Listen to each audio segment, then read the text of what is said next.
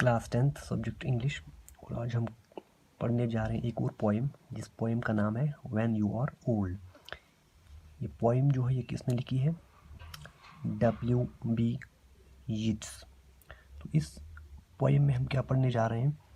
When you are old and grey and full of sleep, and nodding by the fire, take down this book and slowly read and dream of the soft look your eyes had once and of their shadow deep।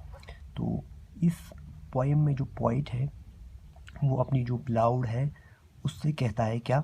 When you are old and grey and full of sleep, जब one day when she will become old, her hair will become grey and she will feel sleepy and tired all the time।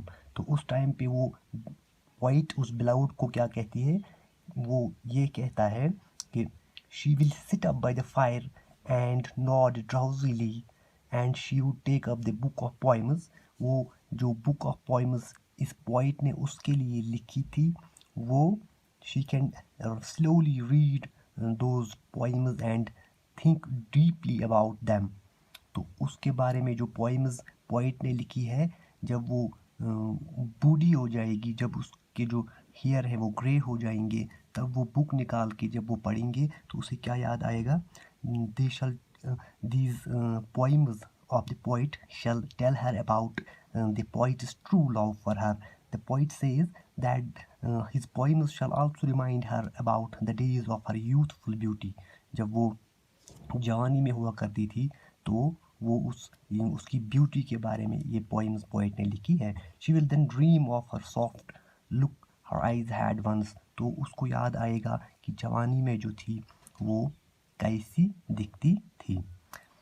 How many loved your moments of the glad grace and loved your beauty with love false or true, but one man loved the pilgrim soul in you।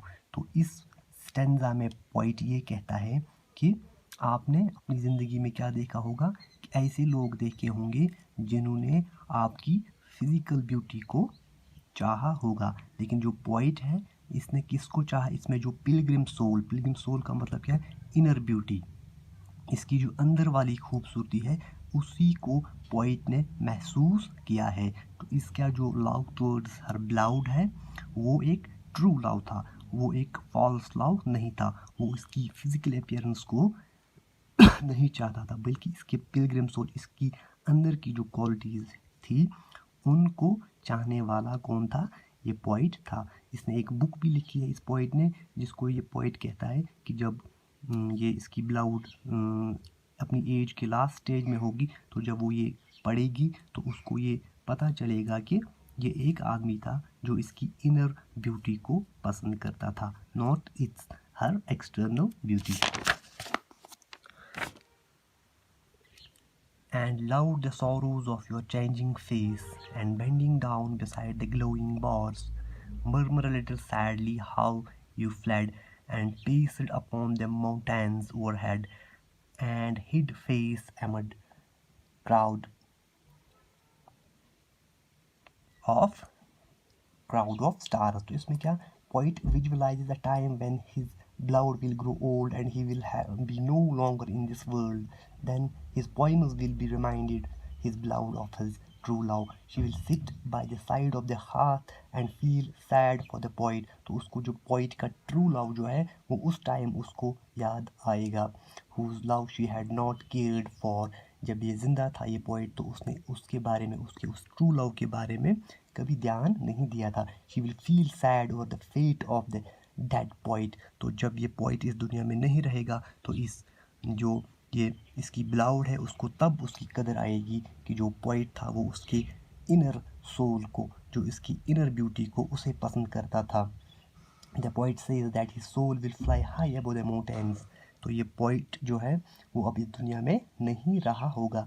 The poet says क्या? उसकी जो he will fly above the mountains and hide itself behind the stars। तब जब वो इस दुनिया से जा चुका होगा तब उसकी बिलाउड को उसकी कदर आएगी, उसे ये समझ आएगा कि जो इसे लव करते थे वो सिर्फ इसकी एक्सटर्नल ब्यूटी को लव करते थे, लेकिन सिर्फ एक पोइट ही था जो इसकी इनर ब्यूटी, इसकी पिलग्रम सोल को समझ सकता था।